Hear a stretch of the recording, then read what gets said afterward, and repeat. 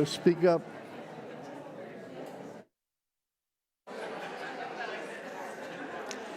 Good morning, everyone. Good morning. Nice to see you on this cloudy day. We never have cloudy days here. No sound? Jan, no sound? Good morning. Good morning. Can you hear me now? Okay. Welcome to the Unitarian Universalist Congregation of Greater Naples. My name is Joanne Husky, and I am your worship associate this morning. Today's service is about listening, which none of us really do quite enough of. Most of us need to work at it. Listening is profound.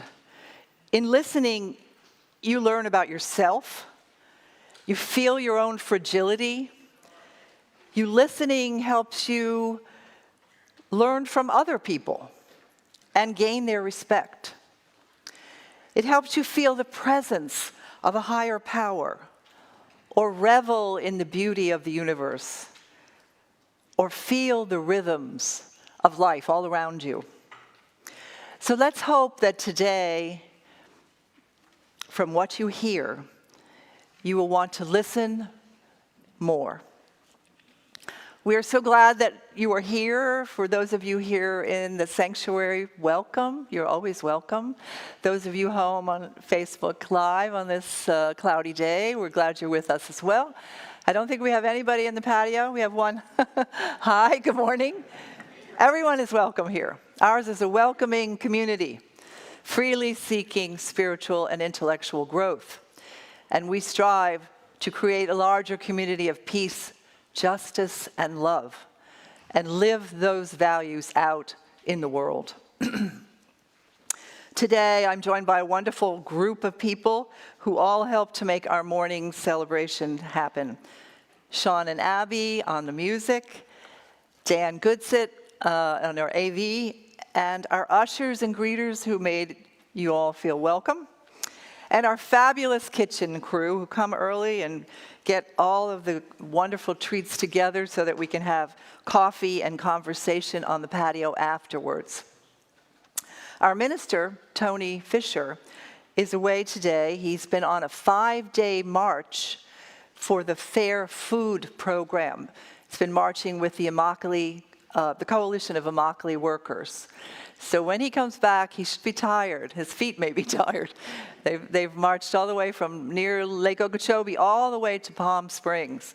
And they've picketed in front of Publix and Wendy's, asking them to join the Fair Food Program. I'm pleased to say that our speaker today is Ed Ostrom. Ed and his wife Marge are longtime beloved members of this community. He's a member of the choir and a worship associate here as well as at his UU congregation up in Wilmington, Delaware. Ed is a genuine pioneer. He began providing financial services in the late 60s, a time before there was even a profession called financial planning. In January of 1981, Ed opened the doors of the Financial Planning Center in King of Prussia, Pennsylvania, which he and his staff of dozens of people operated for over 40 years. It was in this practice of financial planning where Ed learned the skills and the importance of listening. With his ears, with spoken word, with his eyes, the messages of the speaker's face and body he was able to read. Ed has vast experience as a public speaker. He's appeared on KYW-TV and WPEN radio, and for about 10 years, regularly on KISS radio. So welcome, Ed. We're glad to have you. If you're new to this congregation today, please stay and have coffee. We'd love to greet you. Or if you found us online this morning, please let us know you're there by contacting our office at uunaples.org. We would be happy to put all of you on our email blasts that come out with all the amazing things that are happening for learning and reflection in this congregation. I also want to draw your attention to the core values of our UU tradition that are on the back of your order of service. If you've never looked at them, it's worth taking a look. This is what we stand for here. So now, please turn off your cell phones if you haven't already. Take a very deep breath. And let's settle ourselves in to this time of worship with the morning's prelude.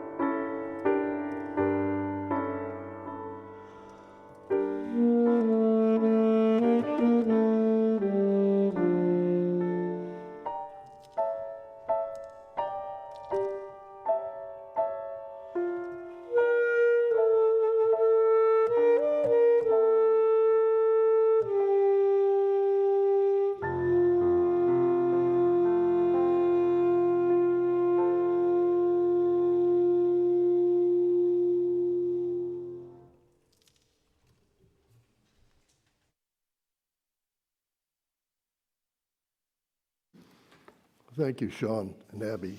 Beautiful.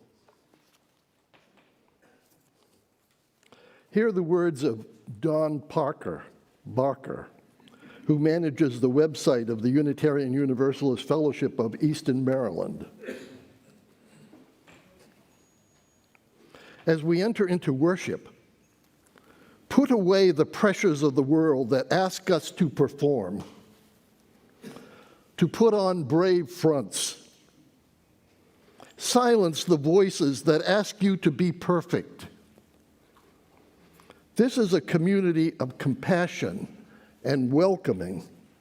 You do not have to do anything to earn the love contained within these walls.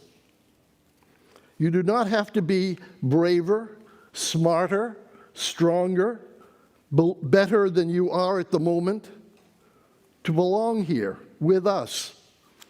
You only have to bring your gift of your body, no matter how able your seeking mind. So no matter how busy and your heart, no matter how broken, bring all that you are, that you love, to this hour for us to be together.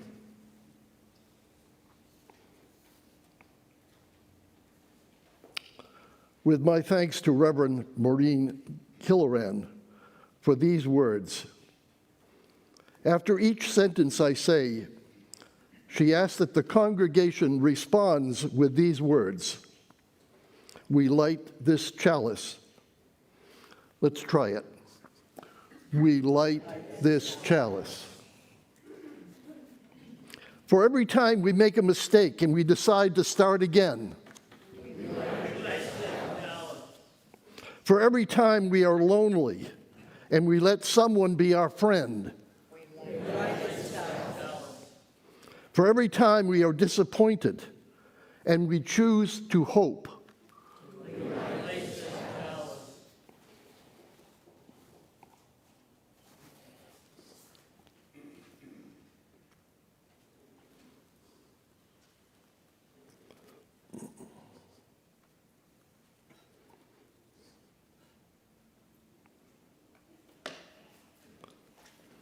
rise if you are able, and please join us in hymn 360.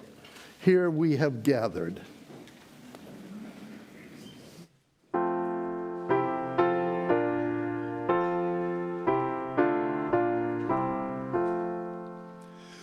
Here we have gathered side by side, circle of kinship, come and step inside. May all who seek here find a kindly word.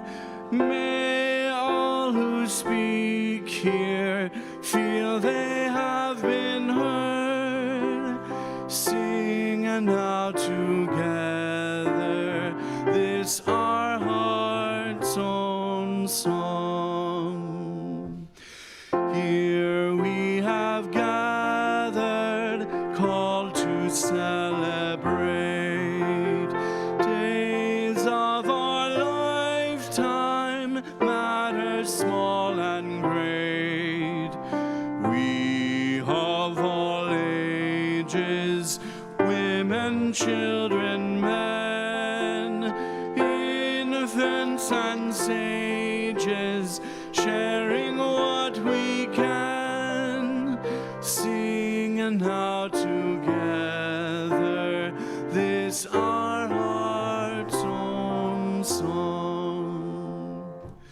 Life has its battles, sorrows and regret, but in the shadows let us not forget. We who now gather know each other's words. Kindness can heal us as we give, we gain. singing out in friendship this our heart's own song.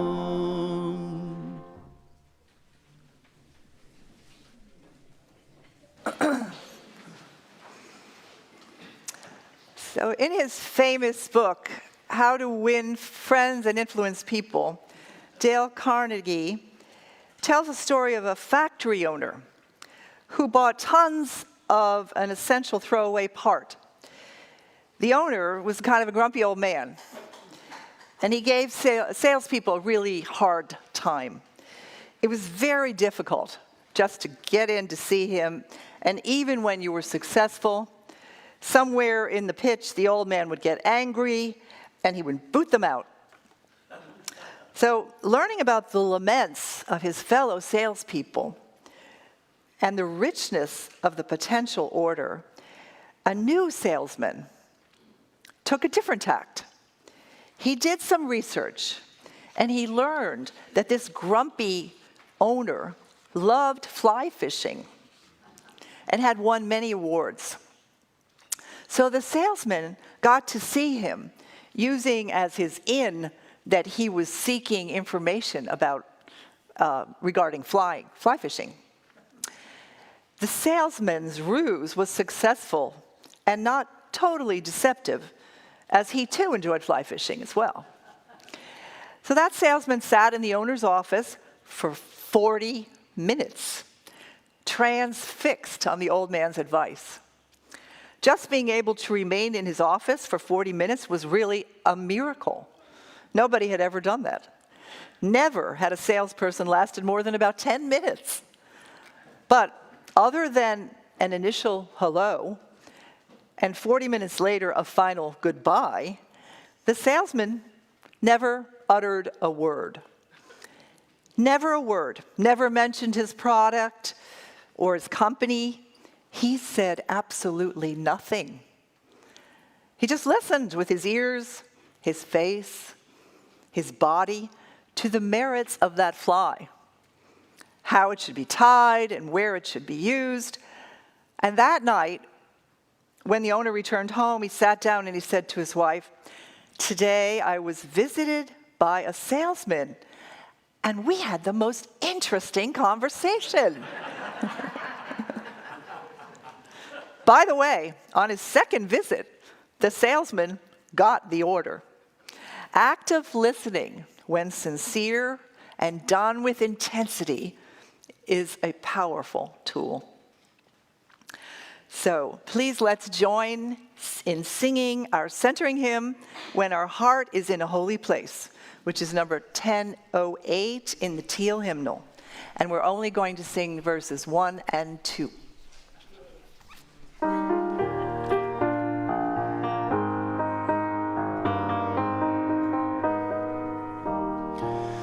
When our heart is in a holy place, when our heart is in a holy place, we are blessed with love and amazing grace. When our heart is in a holy place, when we trust the wisdom in each of us, every color, every creed and kind, and we see our faces in each other's eyes, then our heart is in a holy place. When our heart is in a holy place, when our heart is in a holy place, we are blessed with love and amazing grace. When our heart is in a holy place, when we tell our story from deep inside, and we listen with a loving mind, and we hear our voices in each other's words, then our heart is in a holy place. Then our heart is in a holy place.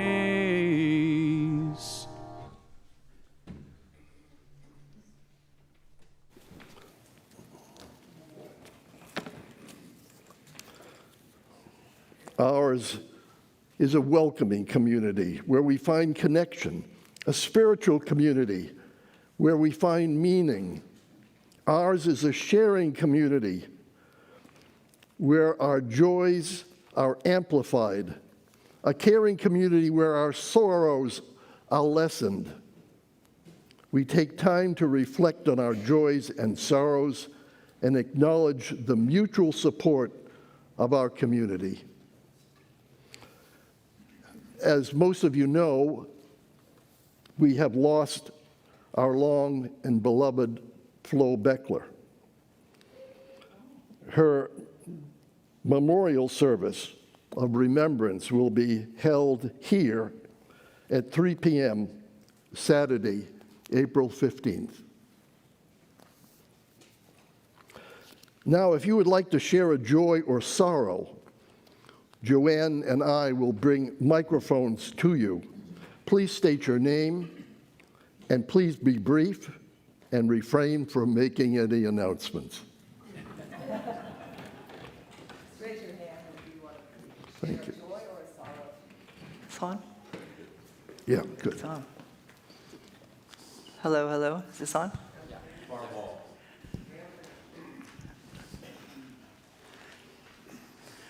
Mary. This is a surprise. I didn't tell him I was doing this. Today's our 35th anniversary. Congratulations.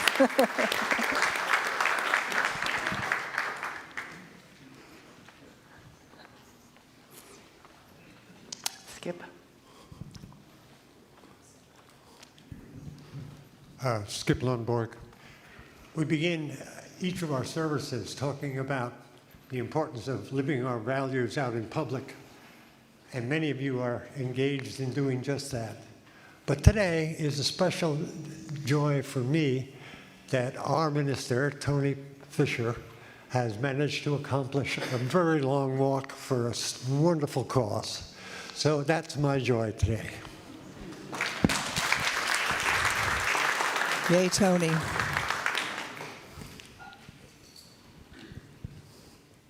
Anyone else like to share a joy or a sorrow today? Okay.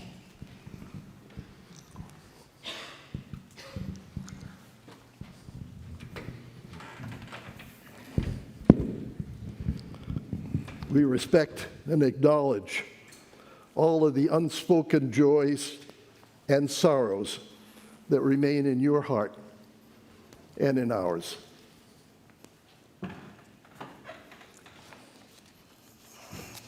Now let's try an experiment together.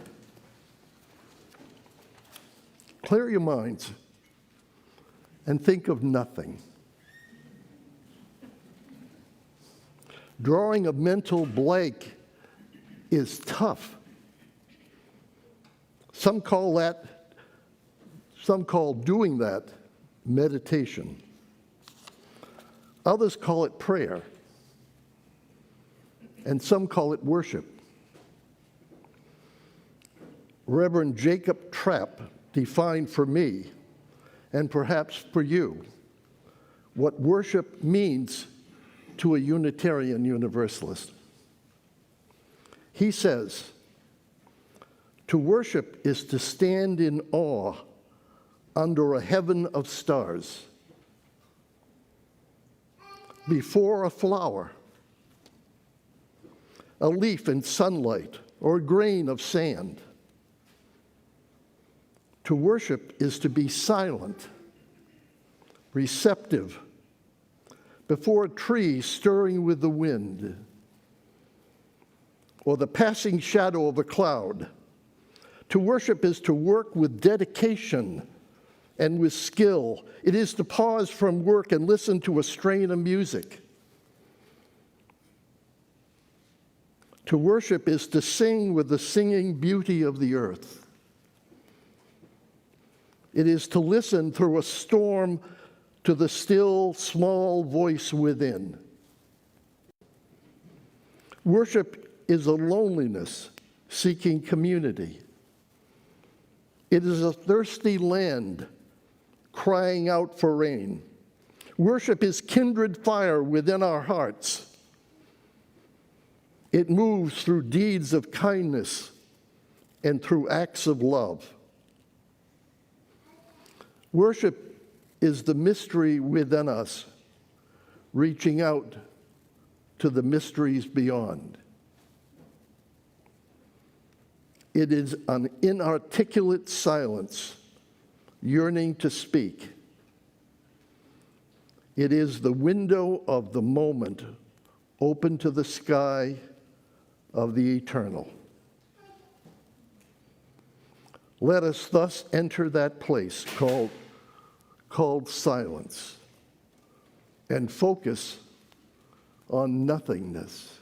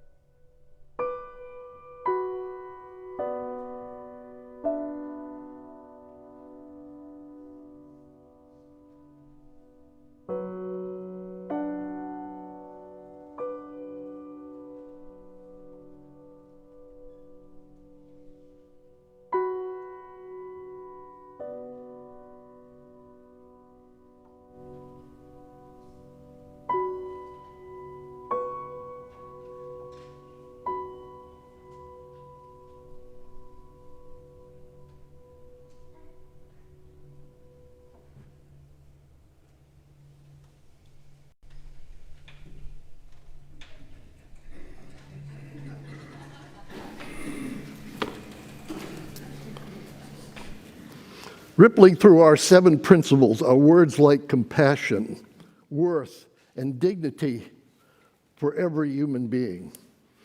There is one tool we all possess that enable us to practice these principles, and that's listening. It is important that we understand the difference between hearing and listening. Hearing is a process which describes what happens when certain frequencies called sound strike the ear. The ear then converts these waves into electric signals which we interpret. It's a clinical term. You can get your hearing tested, but nobody ever heard of getting your listening tested. Listening, you see, is an art form which says to the speaker, I'm paying attention to what you're saying. When we listen, truly listen, we are indeed affirming the inherent worth and dignity of another person. Like any art form, good listeners exhibit a wide range of skills. I suspect that you know people who don't listen at all, and others, and there's the people that you like, who listen to you when you speak to them. Isn't that fact interesting? Want more friends? All you need to do is listen to what people have to say. We human beings have a need to interact with people, to communicate. We bring our 5 senses to bear to accomplish this need, both when we speak and when we listen. Who wants to speak to a listener whose eyes are turned away, who doesn't make eye contact, who fidgets, who crosses their arms or taps their fingers?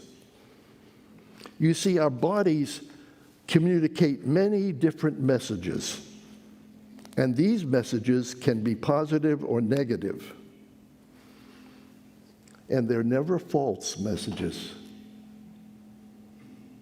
Our bodies never transmit false messages. We reveal many things to speakers that we're interested in what they are saying, but too often we indicate through our body language that we're not interested. That message that we are not interested may be intentional, accidental, or out of ignorance. But it matters not, because negative messages are felt by speakers. Such negative body language can even be hurtful. Either way, the speaker remembers the hurt, and the listener is diminished in the speaker's esteem. Good listeners are, unfortunately, too few and far between. Most of us who talk greatly appreciate the kind of attention received from someone who knows how to listen. Thus, when we encounter a sympathetic ear, it can feel even intoxicating. As a result, the speaker might go so far as to share personal information that was never intended. Another skill essential to good listening is providing feedback. That is to say, doing something that says to the speaker that you were listening. Sometimes it isn't appropriate to say anything. However, you can provide feedback with your head, with your eyes, with your body. Often you see body language is all that's required. As an example, say you're alone with a person who is bereaved. The bereaved just wants a sympathetic ear. The bereaved may be speaking to themselves. A listener who speaks may be intrusive. Nonetheless, feedback is still essential. A listener who speaks may be intrusive, in this case, not with words, but with our eyes. Feedback with facial expressions and with our bodies. And then there are experiences like the one Joanne is about to tell you about. So I want to tell you another story that's taken from the book, Dale Carnegie book, How to Win Friends and Influence People. During the darkest hours of the Civil War, Lincoln wrote to an old friend in Springfield, Illinois, and he asked him to come to Washington. Lincoln said he had some problems that he wanted to discuss with him. The old neighbor called at the White House, and Lincoln talked to him for hours about the advisability of issuing the proclamation freeing the slaves. Lincoln went over all the arguments for and against this move. He read letters and newspaper articles, some of them denouncing him for not freeing the slaves, and others denounced him for fear he was going to free them. After talking for hours, Lincoln shook hands with his old neighbor and said goodnight and sent him back to Illinois without even asking for his opinion. Lincoln had done all the talking himself. That seemed to clarify his mind. He seemed to feel easier after that talk, the old friend said. Lincoln hadn't wanted advice.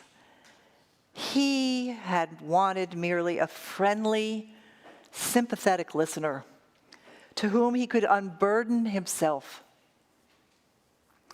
That's what we all want when we are in trouble. This is frequently all that an irritated customer wants, or a dissatisfied employee, or a hurt friend. Just someone to listen.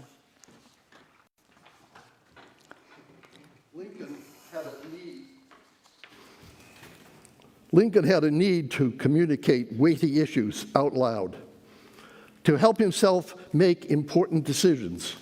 He was talking to himself, and his friend was smart enough to realize that his job was merely to listen without verbal comment.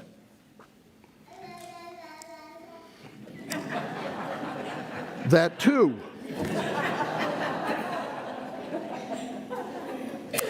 I was listening. We've been talking about things good listeners do. Let's now talk about things that good listeners do not do. They don't interrupt, except to clarify or to get a better understanding of what was said. But never to interrupt to add a thought, to correct, or to express disagreement. A good listener is focused on understanding. One of the problems we have is retaining our concentration with long-winded speakers, those who carry on and on and on, while we try desperately to retain our concentration. Then there are those speakers who have nothing to say and take forever to say it.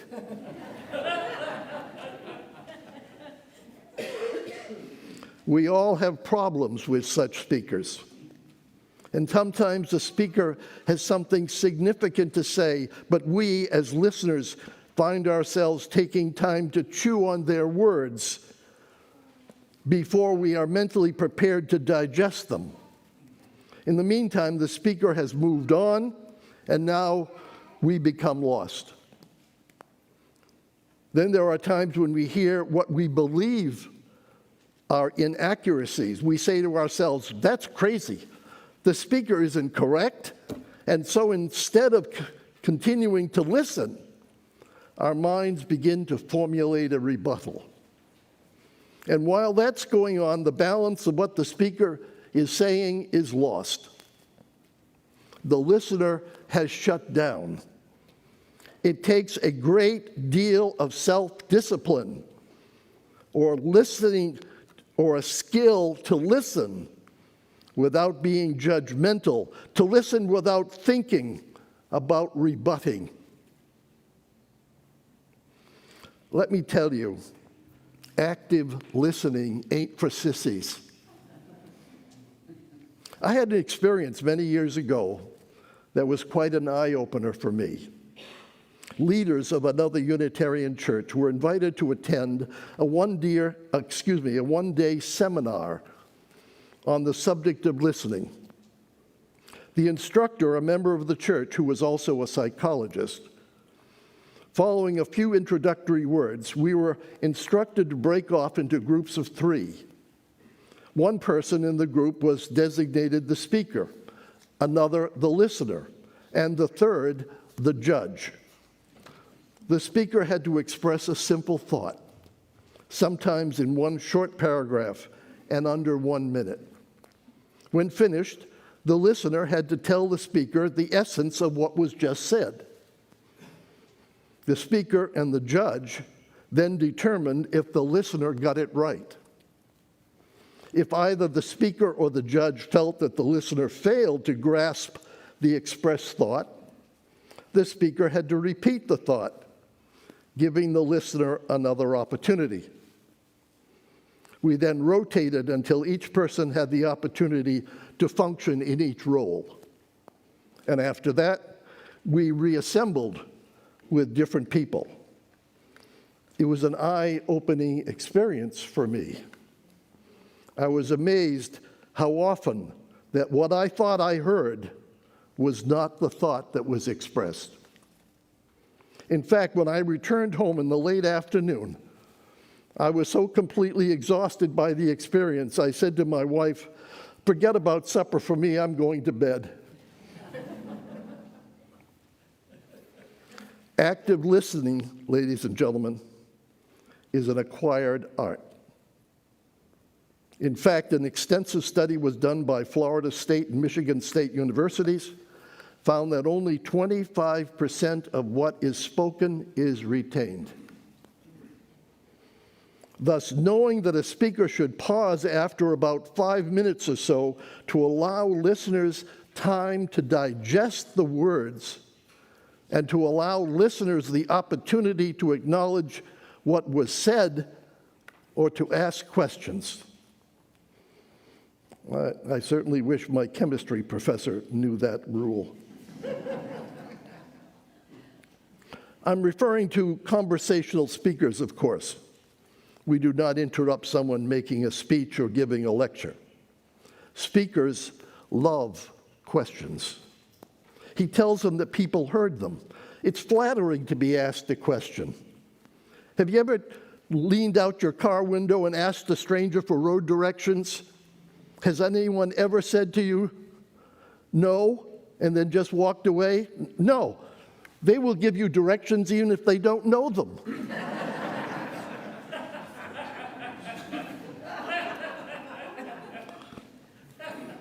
A good listener, when given the opportunity, never changes the subject. We can and we should say something that acknowledges we've been listening. A question, a different thought on the same subject, a summation of what's been said, even a rebuttal are all good responses. A good listener, however, never changes the subject or says nothing. Saying nothing is the deadliest of all. It shouts, "I have not been interested in what you have said." And that translates into, "I was not listening to you." And perhaps it translates into, "I don't like you." So where are we as listeners? Probably all of us will admit to ourselves that we have room for improvement. It's tough not to interrupt when you disagree, or to complete the sentence while a speaker searches for a word or stops to take a breath. How many of us stop listening when the speaker rambles, has habits which grind against the ear or the eye, constantly or frequently interjects, you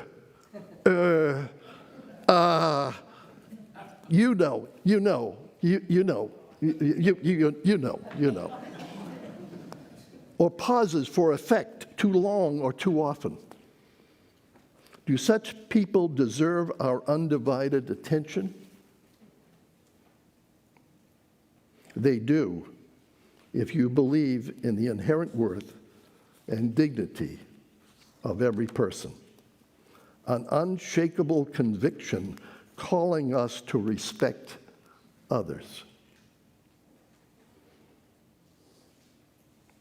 A good speaker follows the old adage, Tell the listener what you are going to say. Say it. Then tell them what you have said. This formula really helps us as listeners grasp and hold the speaker's thoughts. In the 1958 movie, Gigi, there's a scene in which Maurice Chevalier speaks and Hermione Gingold interrupts. Not only interrupts, but she corrects him. That's not what a good listener does. But I must admit, in this movie and with these people, it made great entertainment. He says to her, I can remember everything as if it were yesterday.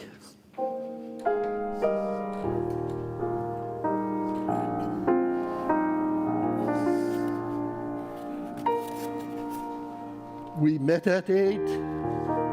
We met at 8. I was on time. No, you were late. Ah, yes. I remember it well. We dined with friends. We dined alone. A tenor sang. A baritone. Ah, yes. I remember it well. That dazzling April moon. There was none that night, and the month was June. That's right. That's right. It warms my heart to know that you remember still the way you do. Ah, yes. I remember it well.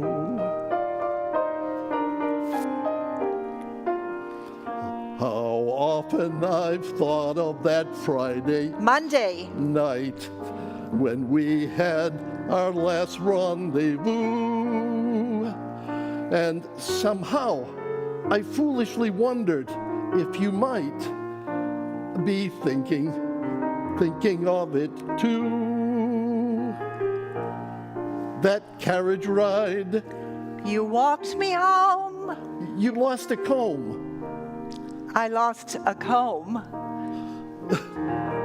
Oh, yes, I remember it well. Those Russian songs. In sunny Spain. Yes, I remember it well. You wore a gown of gold. I was all in blue. Am I getting old? Oh no, not you. How strong you were, how young and gay, a prince of love in every way. Ah, yes. I remember it well.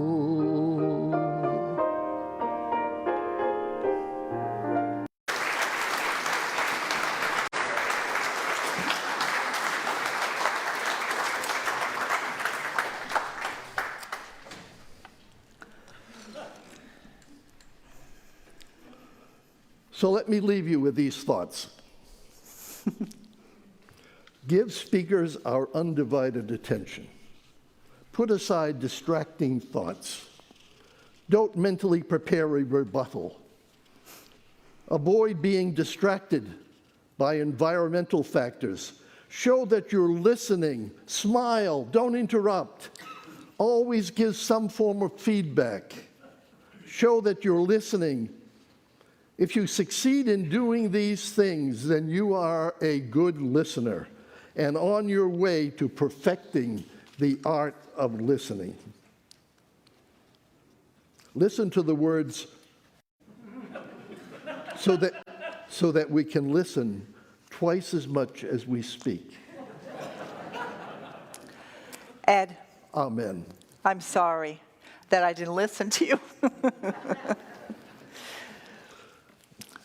Now is the time for us to express our gratitude for this community and for all the ways that it nurtures us and takes a role in our lives. From its welcoming doors to its sheltering walls, to our beautiful memorial garden, and to the ways that our congregants work in larger community. For all the good and for all the generous people here, we are very thankful. For all these things and the many ways it works its magic in our lives. The morning's offering will be great. www.uunaples.org.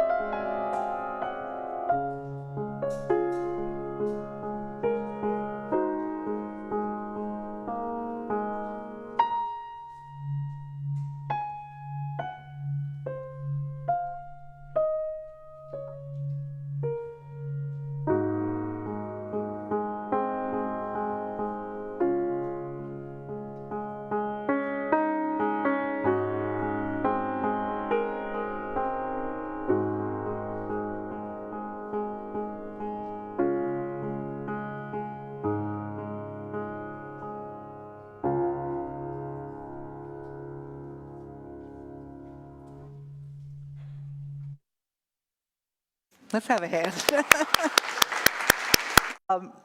I just want to give you a few reminders of all the many things that are happening around our community this week before we sing one more time. We have a great forum today. Keith Maples, who is the Chief Development Officer of the Neighborhood Health Clinic, an amazing place here, will be speaking. And we hope you'll stay and join us in the sanctuary about 11:45 after coffee hour. There is going to be some snacks for those people who are staying to tide you over so that you won't be hungry during the lunch hour. Our UU-CGN team against racism and oppression invites the congregation to attend a workshop, a pilot workshop, entitled Reparations, Questions, Considerations, and Conversations. This workshop is part of a growing national conversation regarding the enslavement of Africans and racially exclusionary policies post-emancipation. Participants will consider the rationale for reparations, pros and cons, the racial wealth gap, and reparatory actions, past and present. It's a 3-hour free workshop from 10 a.m. starting on March 25th.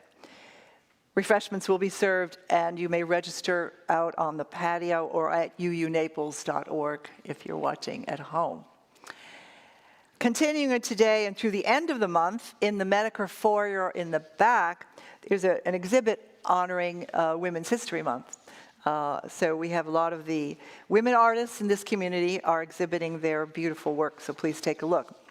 And those of us who are members are hereby reminded of the congregation's annual meeting that will be held next week, immediately following the service here in the sanctuary. And we need a quorum to vote. So we'll vote on the budget and the slate of the board officers for the coming year, as well as some bylaw changes, which have already been sent out to you by email. Now we have an important message about weekend meals from Missy Cowan. Missy?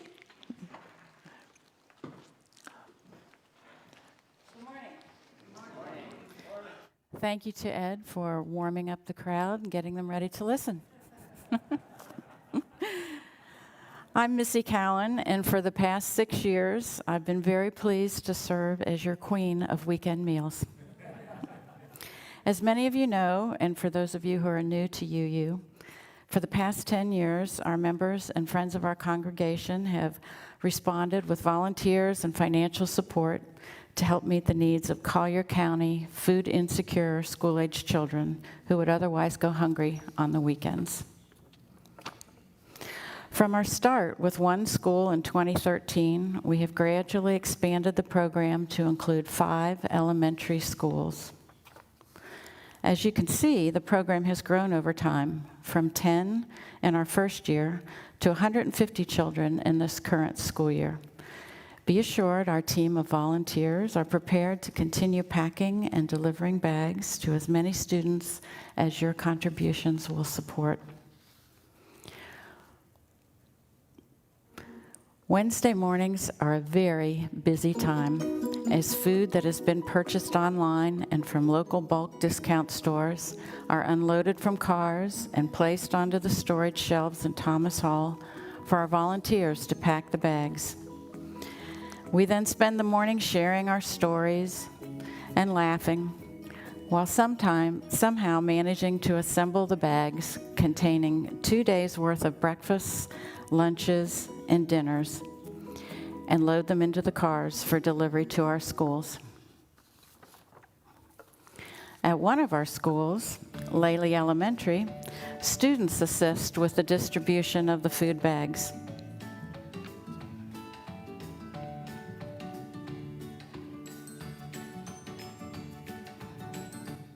From purchasing to unloading, packing, delivery, and distribution, it's quite the process. Now I'd like to take a moment to recognize the wonderful committed group of volunteers that make all of this possible. If you've helped out this year with weekend meals, will you please stand? Including the couple of you that are standing out on the pavilion. I see you out there.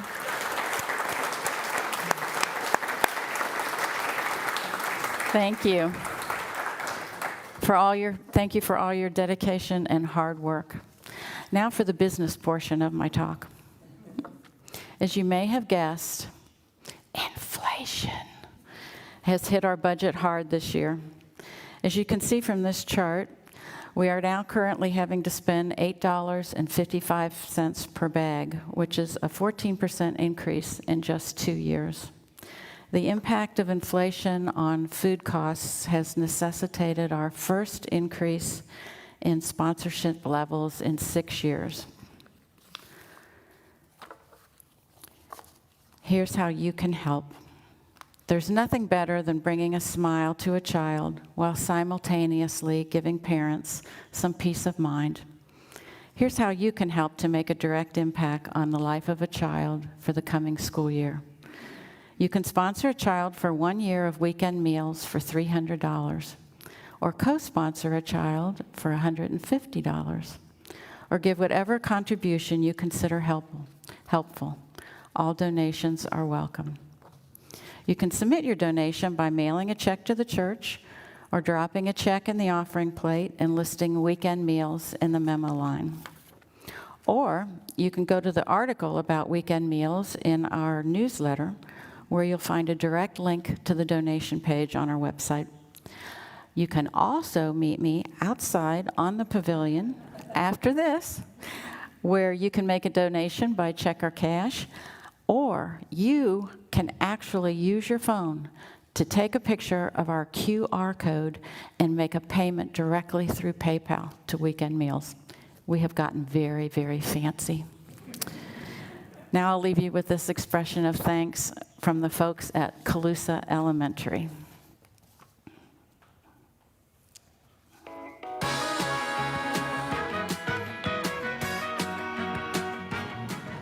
Thank you.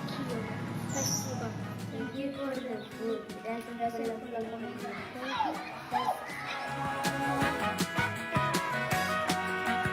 Thank you for helping us feed our families. Thank you. Gracias por la comida. Me gustó mucho. Bye. Bye. Thank you so much for donating to our CPE families. Our families really appreciate the extra help.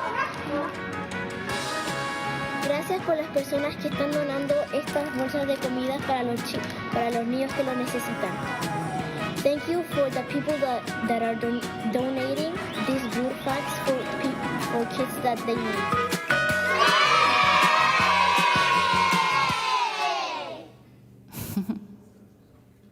Thank you, and I'll see you on the pavilion. Thank you.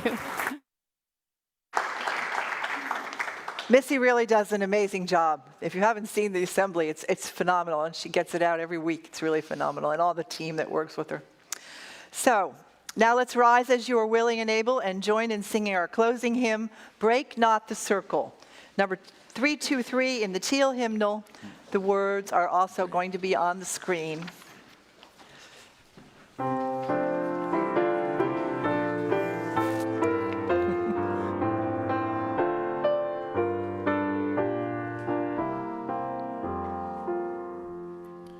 Break not the circle of enabling love, where people grow forgiven and forgiving.